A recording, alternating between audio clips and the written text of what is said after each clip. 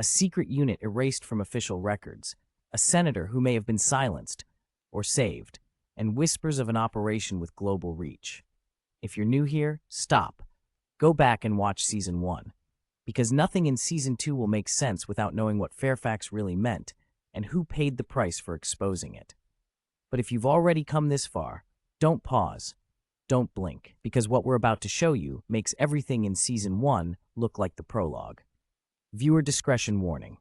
This episode contains graphic descriptions of political violence, manipulation, and themes some viewers may find disturbing. Viewer discretion is advised. Let us recap Season 1, Rachel West's discovery of Fairfax files, the hidden guest list at Fairfax Retreat, Senator Marks' shady dealings, Project Lantern documents, the arrest of Senator Marks, the whispered threat of a presidential pardon. Rachel West's final note: the table is bigger. Season 1 began with a retreat in Fairfax, Virginia, and ended with a sitting U.S. senator in handcuffs.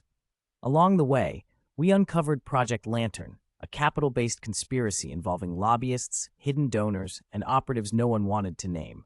Her last words hinted at an operation stretching beyond corporate influence into something far more dangerous. And somewhere in D.C., the Lantern files still exist, waiting for the day someone brave enough decides to bring them to light.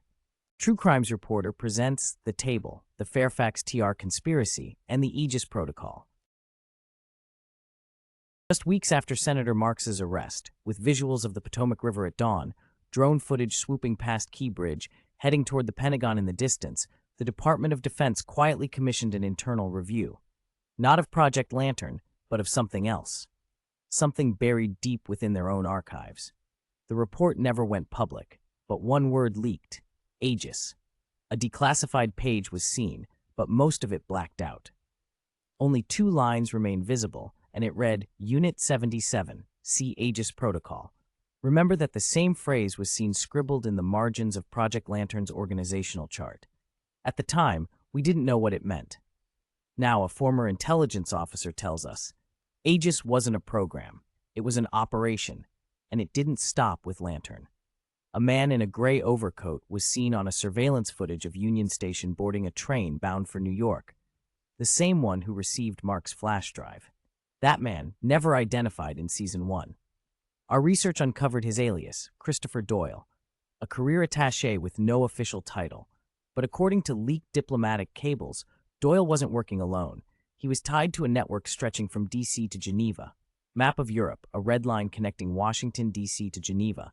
Overlay text, Peregrine Systems, contractor license, 2019 was revealed.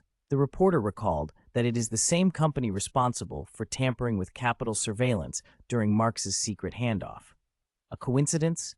Or the connective tissue to a larger operation, one powerful enough to influence global policy? With the appearance of a blurred figure at the end of the table, face obscured, seated at the grainy still of a classified meeting at the Willard Hotel, one witness described him only as the architect. According to their account, the architect wasn't interested in Lantern or Fairfax TR or Marks. He was interested in something else entirely, the Aegis Protocol.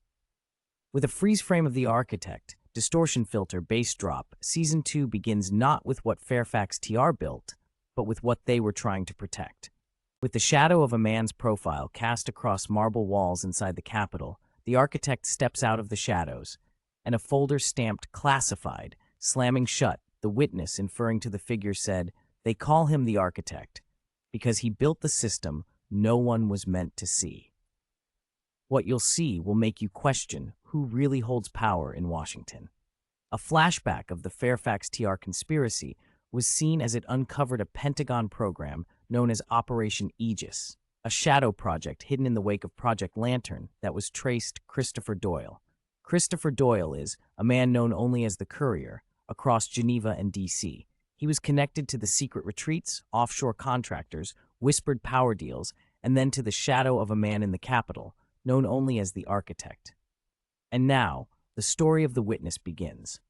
Washington is full of ghosts, names erased from public record, faces scrubbed from photographs. But insiders speak of one figure who never truly disappeared. They call him the architect, a man who designed entire systems of surveillance, redacted from history before most of us knew his work existed.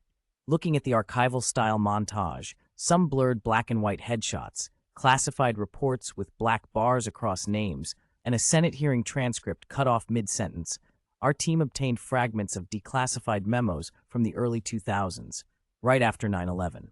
One line, buried in an appendix, stood out. Operational oversight deferred to codename Architect. No first name, no clearance badge, just a codename. According to 3 former Intelligence Committee aides, the architect had offices in D.C., but no official office address. His work filtered through lobby firms, think tanks, and a network of front companies. The strange part: no campaign contributions, no corporate affiliations, no traceable footprint. He was a shadow stitched into the fabric of Washington itself. A visual map of K Street lighting up with pins popped up showing lobby firms, consultancy names, all tied by dotted red lines. Every dotted line we followed led us back to the same initials, AEGIS. Digging deeper, we uncovered a buried personnel file from the Department of Homeland Security. Half the pages were gone, but one note remained. Architect served as design consultant for Eagle Eye. Terminated program, 2004. What was Eagle Eye? Sources tell us it was an early mass surveillance system capable of tracking billions of data points. Too powerful, too dangerous, shut down before the public knew it existed. Computer servers were heard humming in darkness, data streams flowing across screens. What did they want us to believe? In one overlooked transcript from a closed-door hearing, a senator asked directly, "Who designed Lantern?" The answer, redacted. But cross-referenced the timestamps, and a name surfaced mentioned offhand by a staffer, a name whispered inside backrooms of D.C. for decades, Edwin Roth. A zoom on the transcript of redacted lines, a faint, unblurred margin note. Ask Roth, architect was seen. Was Edwin Roth the architect the reporter asked, or was he just another decoy, a man put in place to absorb the blame when Aegis finally surfaced? In 2015, a Senate intelligence intern described being escorted into a secure sub-basement. He claimed he saw a man watching the committee through glass, never speaking, never introduced. He just nodded, the intern said, and everyone fell silent. Months later, the intern's testimony was quietly sealed, his clearance revoked. Seeing a silhouette of a man in a dark corridor behind the glass, the reporter said, but the smoking gun came not from testimony, but from a memo. One page, declassified by accident, buried in the National Archives. At the bottom, a signature block. The architect's codename, next to a Pentagon seal. A close-up of memo could be seen on as the shaky camera was zooming in. Black ink signature block read, Architect, Oversight, Aegis Operations. This wasn't a ghost. This wasn't a myth. The architect wasn't erased from the system. He was the system. And then, in the final line of that memo, one phrase burned brighter than the rest. Aegis Operational Continuity transferred. Transferred to who? That question remains, but the final recipient's initials match someone who still holds office today. There was dark silence. A black leather-bound book slams onto a table, dust scattering in the dim light. Pages flip rapidly, every name redacted except for one. They called it the Black Ledger. And inside was the truth no one was supposed to see. The Black Ledger doesn't just expose corruption, it rewrites everything we thought we knew about Lantern, the uncovered proof, a ledger hidden in plain sight. It began with a single tip. A retired staffer from the Office of Congressional Ethics came forward, speaking off camera. She claimed there was a ledger, a bound book, kept off the record, tracking more than just money. It wasn't an account ledger, it was a loyalty ledger. An anonymous whistleblower with a distorted voice said, every senator, every donor, every contractor connected to Lantern had a mark inside it. Not what they gave, but what they owed. Cross-referencing names with campaign donations, committee appointments, and classified travel logs, we noticed something disturbing. The same initials repeating across dozens of entries. Same hand, same ink, stretching nearly 20 years. Whoever kept the ledger wasn't just observing. They were keeping score with a montage of initials scribbled across entries. ER, JM, CD. One of those initials matched Senator Jonathan Marks months before his arrest. The ledger didn't show dollar amounts. Instead, it used symbols, a triangle, a circle, and a lantern. At first, meaningless. But according to one intelligence analyst we interviewed, these weren't symbols at all. They were clearance markers, levels of access owed back to the architect's network. It wasn't about money, it was about leverage. If your name was in that book, you weren't free. You belonged to whoever kept it. And then, buried halfway through the ledger, we saw something chilling. A name with no redaction, no initials, written in full. Alexandria Fair, the daughter of Fairfax TR. Why would her name appear in a ledger linked to political debts? And why wasn't hers redacted when every other entry was scrubbed clean? According to two sources inside the Capitol Historical Society, the ledger was kept in a secure room known only to a handful of staffers. They called it the Marble Room, a basement office once used by the Intelligence Committee during the Cold War. No cameras, no records, just a locked drawer in a forgotten wing. But when investigators finally opened that drawer in 2019, the ledger was gone. Or so it seemed. Days later, an encrypted file appeared on the darknet. Pages identical to the ledger, but with one difference. Entire sections missing. Whoever leaked it wanted the world to see, but only what they chose to reveal. And in the bottom corner of the final scanned page, 3 letters appeared. Letters we've seen before. AEGAS. The Black Ledger wasn't destroyed. It wasn't stolen. It was moved. And the last digital trace points not overseas, but to a secure government server inside the Department of Justice. On a dusty corridor beneath the Capitol, a single bulb flickering. A steel door creaks open, revealing a shadowed chamber lined with forgotten filing cabinets. For decades, it sat beneath the Capitol, unseen, unguarded, and unrecorded. They called it the Marble Room, the room where those secrets were buried, and what we found linked Project Lantern to something far bigger than politics. Last time, we uncovered the Black Ledger, a bound book of debts and loyalties hidden beneath the Capitol. Its last digital trace pointed to the Department of Justice. But buried within its pages was a clue, a reference to a place known only as the Marble Room. And what happened inside that room may explain why so many names were redacted and why others weren't. Officially, the Marble Room doesn't exist. It never appeared on blueprints, never in security logs.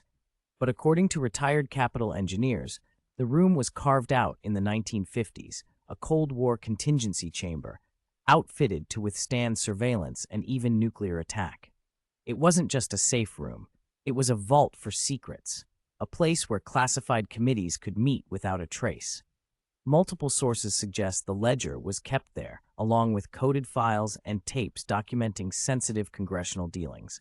One whistleblower even claims a voice recording still exists, captured on reel-to-reel, of senators pledging loyalty not to the Constitution, but to Lantern, for Lantern, always for Lantern. We obtained fragments of maintenance reports dated 2007 to 2012. In them, custodial crews signed entry logs to clean the chamber, but 3 times, signatures appeared that didn't match any known staff. Initials only, ER, CD, and LF. The same initials found in the Black Ledger. Whoever signed in wasn't cleaning. They were curating. When investigators returned to the chamber in 2019, they expected a forgotten archive. Instead, they found drawers ripped open, tapes missing, shelves stripped. Someone had been here, recently, and they didn't take everything. They left behind one reel, unlabeled, taped to the underside of a desk. A gloved hand was seen later as it peels reel-to-reel tape from under wood. We've heard the tape, and what's on it changes everything. The recording begins with a cough, then a voice. Old, deliberate, unmistakably familiar to anyone who's followed the Lantern story. The voice of Jonathan Marks. But the date on the reel proves something troubling. The tape was recorded after Marks' arrest. The voice was heard saying, "They think it's over. Lantern's files are still safe. Tell him, the architect knows where to find me." On the back of the reel's case was an inscription, 4 words scratched by hand, "The Black Ledger Lives," and beneath it, coordinates.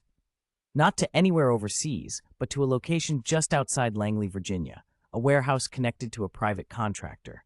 A name we've heard whispered before, Aegis Holdings. The Marble Room wasn't just a vault, it was a staging ground, a meeting place for those loyal to Lantern, and a drop site for the architect himself. Now the trail points directly to Langley, but what waits inside that warehouse?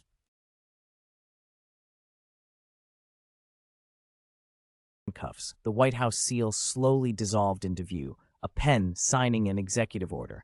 As the newscaster said, an arrest that shocked the nation and a pardon that could shake the republic.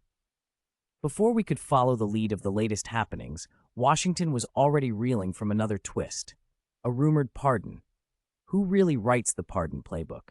Who dares to ask the question? In early 2020, a memo leaked from inside the West Wing. It contained a list of potential pardons drafted for presidential review. One name stood out, Jonathan Marks. Officially, the White House denied it, but our sources confirmed the memo was real. The pardon wasn't issued, but it was written, waiting for a signature. Pardons are political currency, traded, promised, and sometimes threatened. But why would Marks, a disgraced senator arrested for ties to Lantern, even qualify? Unless the pardon wasn't for Marks himself, but for what he knew. Multiple insiders suggest the pardon was leverage. Marks held documents that could implicate not just senators, but cabinet officials. If he stayed quiet, the pardon stayed on the table. Days after the memo surfaced, Marks received a call from a restricted number inside Northern Virginia. Phone records show it originated from an exchange near Langley, headquarters of CIA. Sit tight, the file lives. Play your role, and the pardon comes through. That same week, Aegis Holdings, a defense contractor with no public profile, secured a quiet no-bid contract worth $47 million. On paper, it was for communications infrastructure. Off paper, former employees claim Aegis specialized in laundering operations, financial and informational. And inside one of those warehouses, just outside Langley, the missing Lantern files may have been stored, with the pardon as the bargaining chip. But before the pardon could move forward, Marks was seen publicly at a rally, smiling, calm, too calm. Hours later, FBI surveillance captured him meeting with a man known only as the Architect. Their conversation was brief, but chilling. If the pardon fails, the ledger speaks. No one survives the ledger. For weeks, reporters pressed the White House. Was a pardon truly drafted? Why was Marks' name included? And why was the president silent? Our investigation reveals that the pardon wasn't withdrawn. It was moved to a sealed folder labeled only Operation Continuance. A folder stamped Top Secret was seen. Jonathan Marks didn't get his pardon, but someone else did, and the identity of that person could unravel the entire Lantern conspiracy. Next on Part 2, Season 2, we will delve deeper into the Langley files. If you've been hooked by the twists so far, make sure you hit that subscribe button and ring the bell so you never miss the next reveal. I want to hear your theories in the comments. Who do you think is pulling the strings? And don't just stop here. Keep watching, because every detail matters. All names, characters, and events in this program are either fictitious or used in a fictitious manner. Any resemblance to real persons, living or dead, is purely coincidental. This video is created for entertainment purposes and does not claim to present factual evidence.